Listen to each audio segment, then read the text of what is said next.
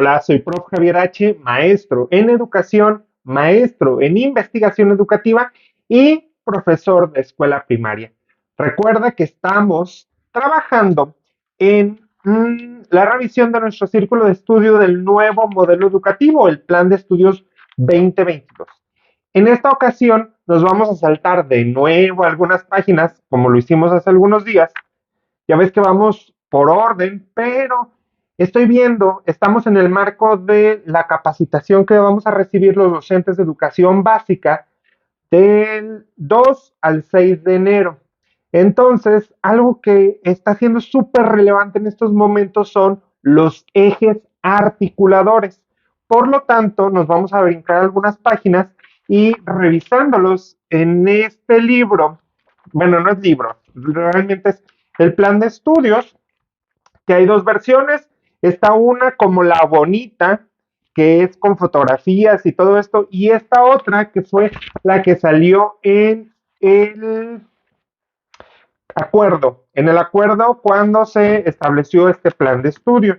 Cualquiera de las dos es válida y nos vamos a remitir al apartado de perfiles, no, perdón, me estaba brincando, de ejes articuladores. ¿Qué son los ejes articuladores? Hace unos días revisamos en un video los campos formativos, ¿te acuerdas? Y nos decía que los campos formativos son eh, como una visión de las materias. Déjame acomodo el micrófono más para acá porque creo que aquí nos está escuchando también. Una visión de las materias, ya no así fragmentada como materias, sino como una visión general en donde podemos agrupar diferentes materias para ver la realidad tal cual es y entonces que nos sirvan las materias para ver la realidad y no al revés, ver las materias para después conocer la realidad. Suena confuso, pero si te vas al video, te lo voy a dejar aquí, lo puedes entender mucho mejor. Y bueno, en la visión de este nuevo modelo educativo, están los campos formativos que vendrían a ser esos campos que estaríamos revisando de acuerdo a las distintas lógicas del pensamiento, es decir, lenguaje, pensamiento matemático y científico, del humano lo comunitario, y el otro ahorita se me fue el nombre, pero son esos que nos van diciendo como hacia dónde vamos. Y luego vienen algo que se llama ejes articuladores. Y los ejes articuladores nos dicen, pues eso es lo que nos va a permitir combinar, nos va a permitir mezclar, nos va a permitir como unirnos. ¿Y unir qué con qué? Porque ese es el tema. De repente pensamos que nos va a permitir unir los campos formativos, si bien sí parece que se van a poder trabajar, no precisamente es para lo que están destinados los ejes articuladores. Aquí en la descripción nos dice que los ejes articuladores nos van a permitir articular la realidad, es decir, lo que se está viviendo en el contexto. Recuerda que este programa de estudios tiene una visión muy puntual en el contexto, en las realidades, en lo que está pasando ahí afuera de la escuela. ¿Y por qué vamos a voltear a ver lo que está pasando afuera de la escuela? Pues porque es lo que están viviendo nuestros estudiantes, es lo que ellos están observando, lo que día a día ven. Entonces vamos a partir de eso y nos permiten estos ejes articuladores conectar eso que se vive con los campos formativos. Y de esta manera podemos partir de aquí de la realidad, de lo que está existiendo, a llevarlos al salón de clases. Recuerda que en esta visión del nuevo modelo educativo se nos dice mucho eso, que hay que partir de lo que viven los estudiantes para poder estudiarlo y no al revés, estudiarlo en la escuela para después llevarlo a contextualizar. No, no, en esta ocasión vamos de manera diferente. Y entonces los ejes articuladores vienen con problemáticas reales.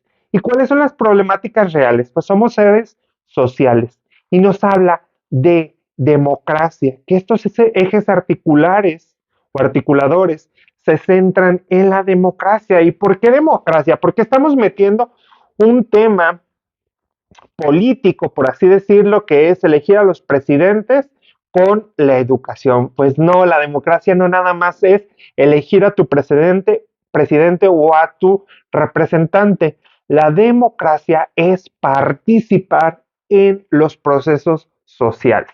Es decir, somos seres sociales. El gobierno podrá hacer y deshacer, los presidentes podrán hacer y deshacer, pero al final el que tiene el poder es el pueblo. Y no nada más el poder de quitarlos o ponerlos. Quiero que entendamos la democracia con un sentido más amplio. La democracia como vamos a irnos a una comunidad. Vamos a pensarlo así, para no explicarlo acá en lo abstracto, vamos a irnos a una comunidad. En esa comunidad es una comunidad, te voy a contar más o menos cómo es la mía. En unas calles no hay pavimento. Hay parques, pero esos parques están demasiado desatendidos. Es decir, hay un montón de basura por todos lados, los árboles se están secando, las plantas se están secando, etcétera, etcétera. Y entonces elegimos un gobernante y decimos, pues es que nos tienen, pero sí súper mal en esta comunidad. Y entonces el gobernante decide que pues dentro de su plan y todo eso va a haber ciertos cambios en esta comunidad. Van a pavimentar las calles, se van a plantar nuevos árboles y van a limpiar las calles porque había mucha basura. Bueno, lo hacen. Pasan unos meses, va más o menos bien, pero pasan unos años y vuelve a estar en un estado similar al que estaba antes de ese presidente, y ese presidente ya salió. Es que las personas de la comunidad no trabajaron con una visión de democracia. ¿Por qué? Porque la democracia también es así. Fíjate, ya se puso la infraestructura, ya se puso lo que se necesita, pero ¿quiénes son los que están disfrutando o padeciendo todo eso? ¿Quiénes son los que habitan en esa comunidad? Nosotros. Por lo tanto, los que tendrán que estar cuidando la limpieza de las áreas, por supuesto, el presidente y los servicios de gobierno tendrán que apoyar, pero imagínate que los mismos ciudadanos empiecen a organizarse para no permitir que la gente deje basura. Nos organizamos para regar los parques y para que estén en buen estado. Cuando se necesita que poden esos parques, vamos y pedimos al gobierno que lo haga, porque es su trabajo y es su labor, pero nosotros nos mantenemos al cuidado y nos encargamos de exigir, de pedir y de decir, eso es vivir en democracia, no nada más ir a votar un día, sino que estamos comprometidos con el bien común y con el trabajo. Y entonces, por eso se nos habla de democracia en estos ejes articuladores. Los ejes articuladores tienen temáticas de relevancia social, es decir, que necesitamos transformar la sociedad para poder tener esta visión. Te voy a hacer, yo creo que 2 videos para explicar esto. ¿Por qué? Porque estoy viendo ya en solo la introducción me llevé casi 10 minutos. Todavía nos falta revisar 7 de estos ejes articuladores. Ahorita vamos a revisar 2, máximo 3. Si alcanzo a leer, porque ya es tarde, es lunes 2 de enero. Hoy me presenté a trabajar con directores y supervisora y la verdad estoy bastante cansado. Ya leí 2 de estos ejes articuladores. Voy a tratar de leer el tercero para darte hoy esta visión de por lo menos los 3 primeros y que es un eje articulador, y mañana te estaría subiendo el resto de los ejes articuladores, que serían los otros 4.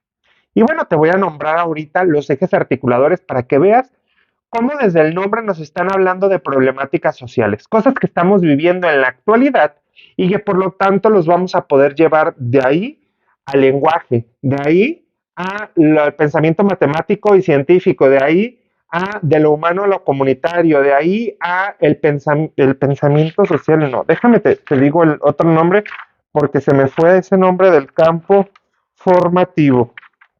Ética, naturaleza y sociedad, que es el otro campo formativo, y entonces ahí podremos irlos analizando. Bueno, Los ejes articuladores, el primero es inclusión. Te los voy a explicar ahorita punto por punto. El segundo es pensamiento. Perdón, se me acabó la batería de los micrófonos y ahorita estoy usando uno que es alámbrico, pero tiene un poquito de ruido. Voy a tratar de grabarlo y que se escuche lo mejor posible. Bueno, te decía, te voy a nombrar los ejes articuladores. Ahorita nada más los voy a nombrar como en lista y ahorita ya te voy a ir explicando los primeros 3. Después nos vamos a los otros 4 el día de mañana. El primero es inclusión. El segundo es pensamiento crítico. El tercero es interculturalidad crítica.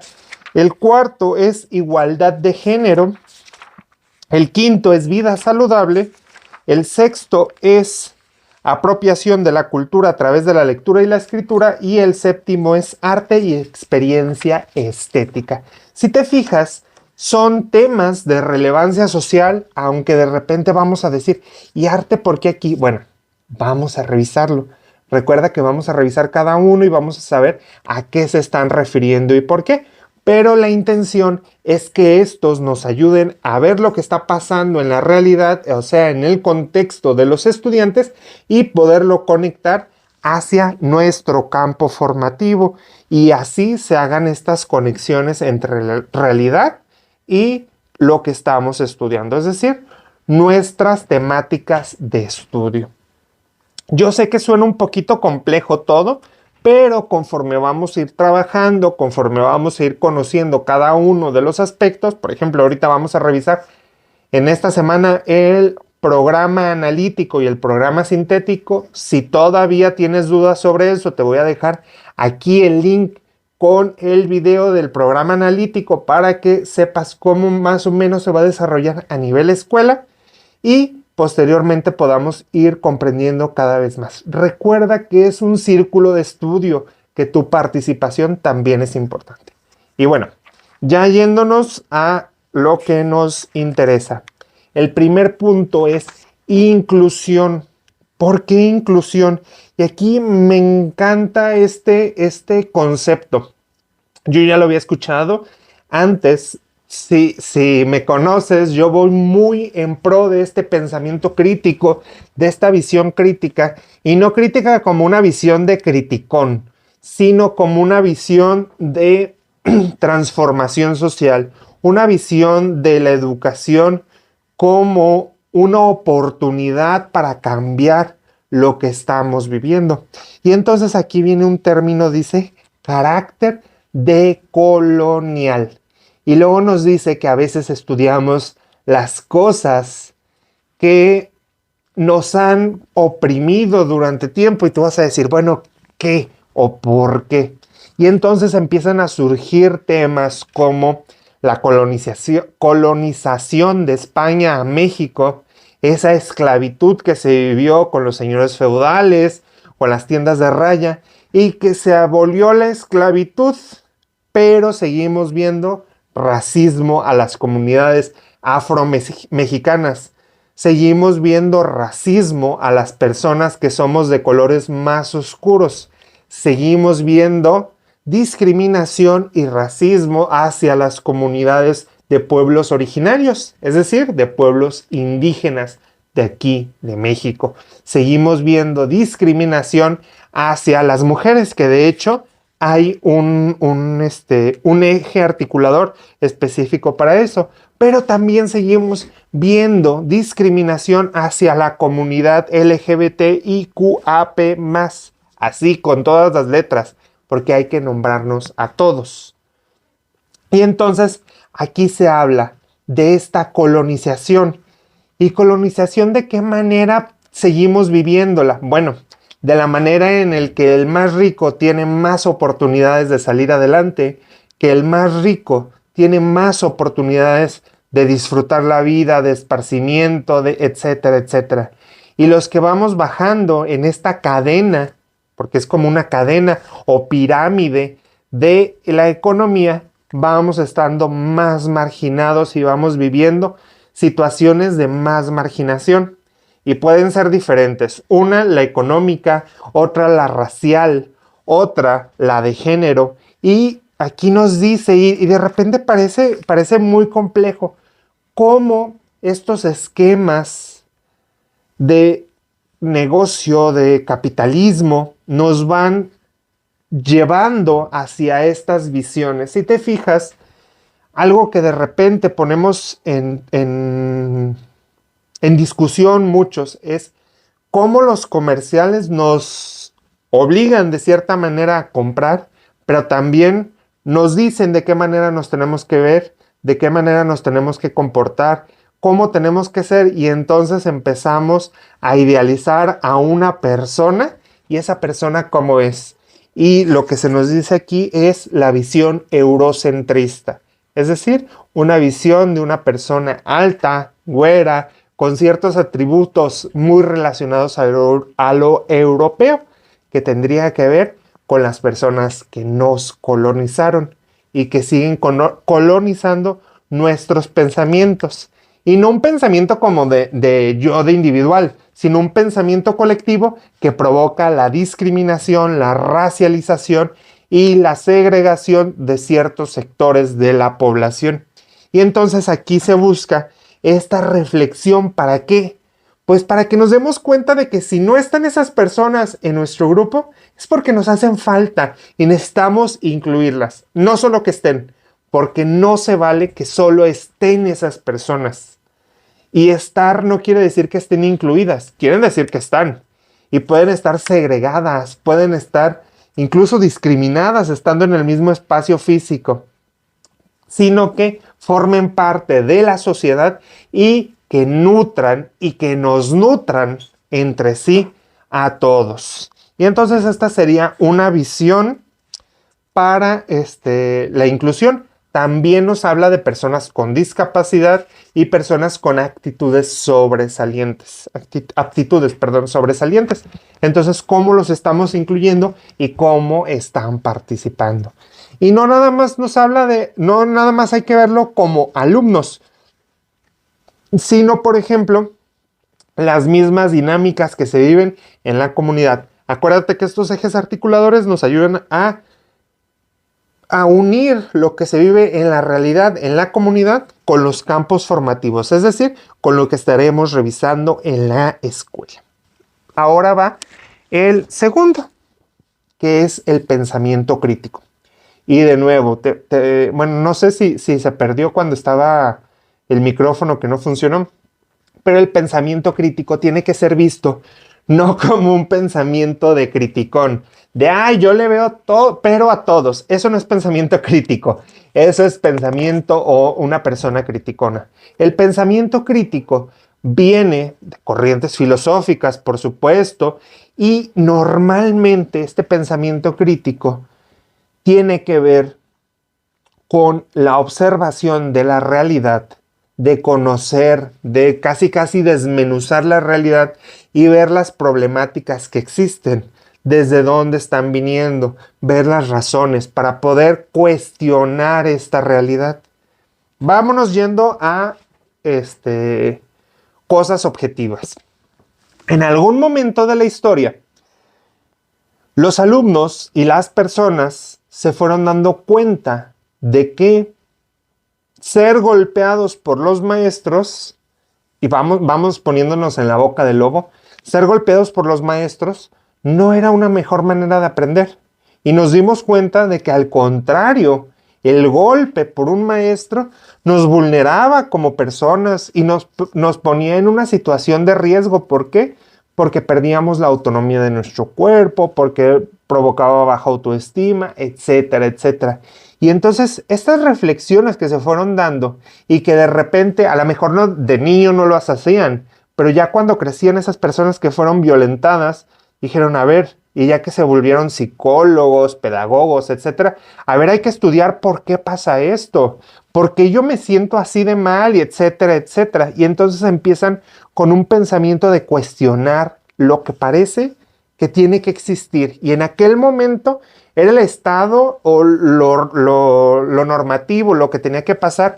Y de repente esta reflexión colectiva, pero también científica, pero también de diferentes aspectos de la sociedad, nos fue llevando a una transformación que ahora sabemos que un docente, porque golpea a un alumno, no va a aprender mejor. Ya se quitó esa visión de letra con sangre no entra.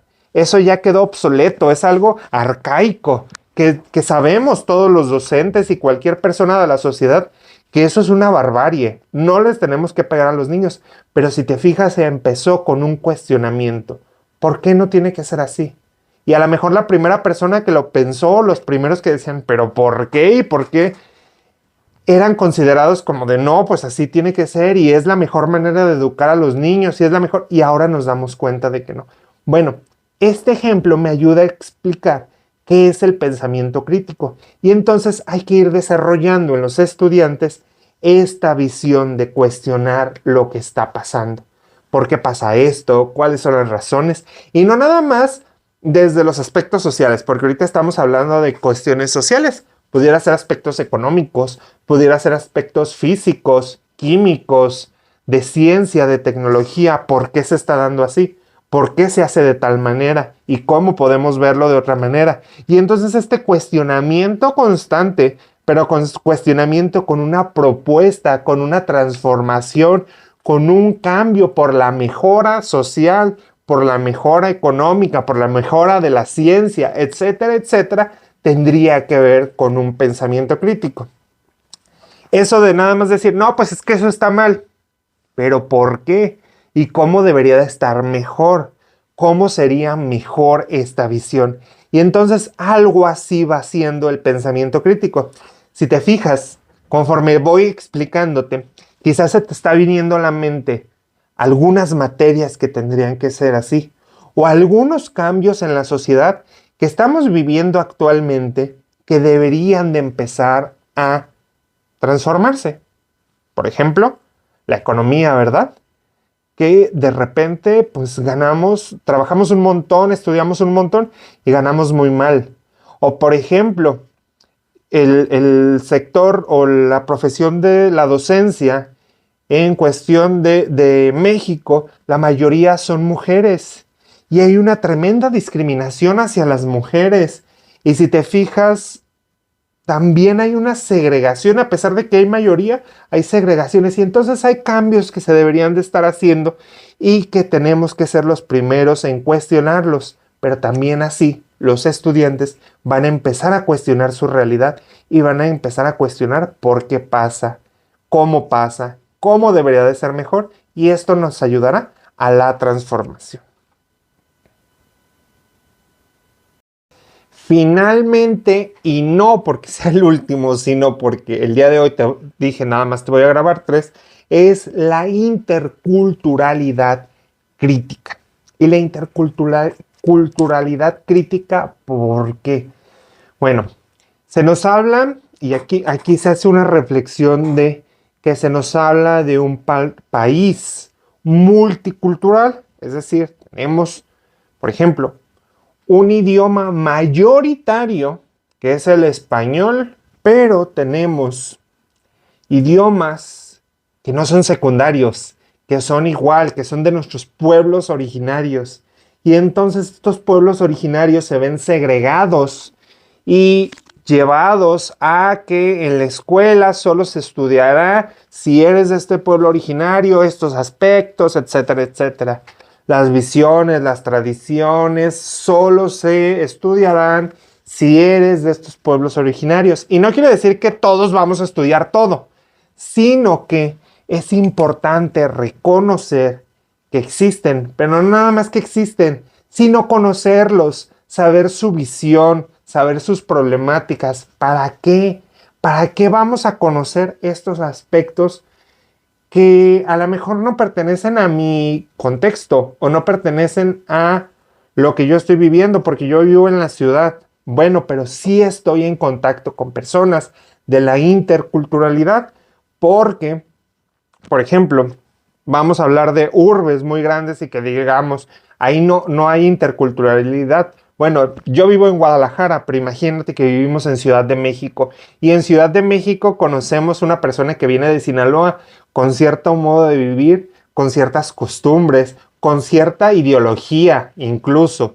Porque a pesar de que somos mexicanos, tenemos diferentes ideologías.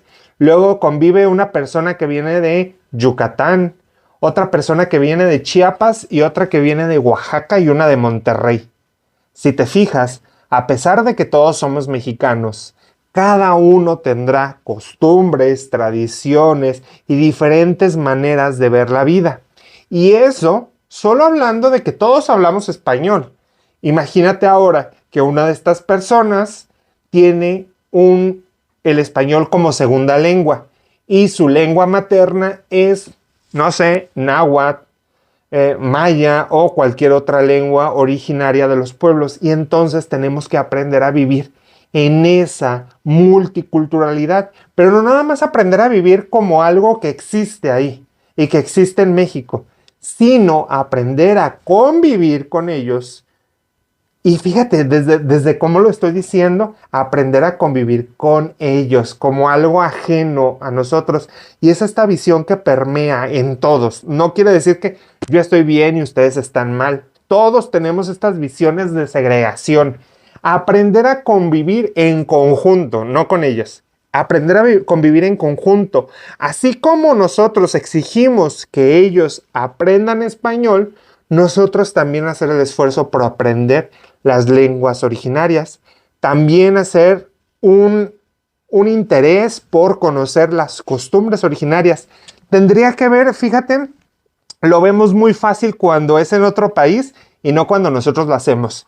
Cuando vemos esos videos, porque todos nos ha tocado ver en internet, de personas estadounidenses diciéndole a los mexicanos, es que tienes que hablar mi idioma y yo no te entiendo y no me digas esto y que no sé qué. Se nos hace un racismo horrible porque nos identificamos.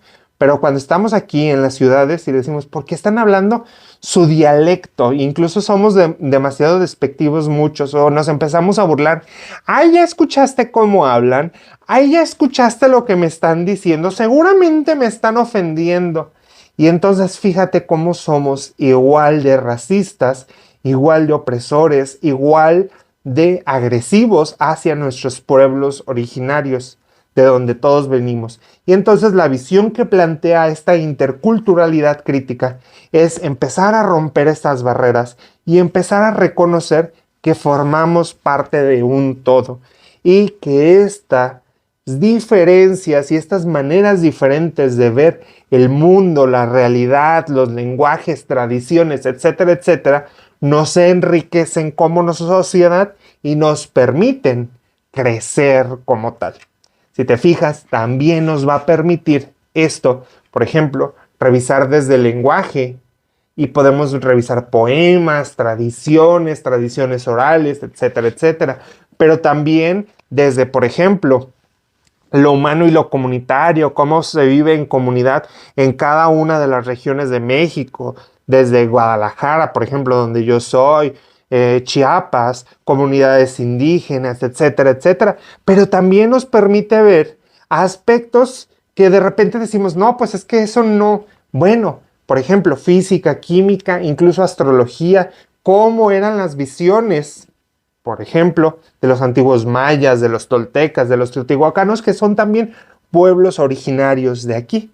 Y ya no nada más esta visión europea, eurocentrista, desde la ciencia de Galileo, etcétera, etcétera, cuando aquí en México también teníamos científicos y también teníamos personas que eran expertas y que estudiaban.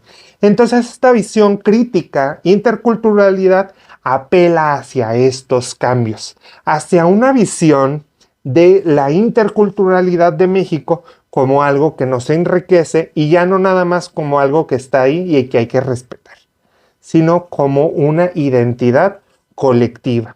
Y obviamente también hacia las realidades de este mundo globalizado, porque ya no nada más convivimos con personas de diferentes estados de nuestra república, de diferentes comunidades. Convivimos, por ejemplo, aquí en Guadalajara convivimos con personas que vienen de Estados Unidos, que vienen de Australia, que vienen de Francia, que vienen de India.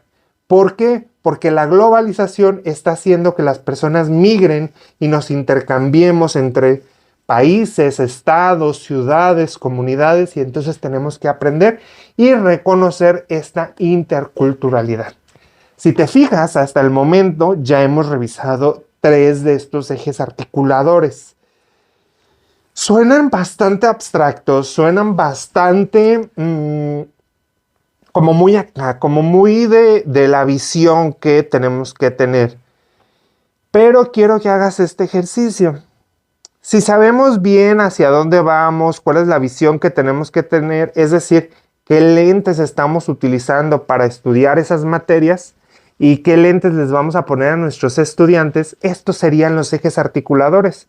La materia, o sea, el campo formativo sería lo que estamos estudiando, lo que estamos trabajando, pero luego el eje articulador es como, mira, ponte estos lentes para que veas esto y esto de tu comunidad y que lo vamos a relacionar con esto del campo formativo.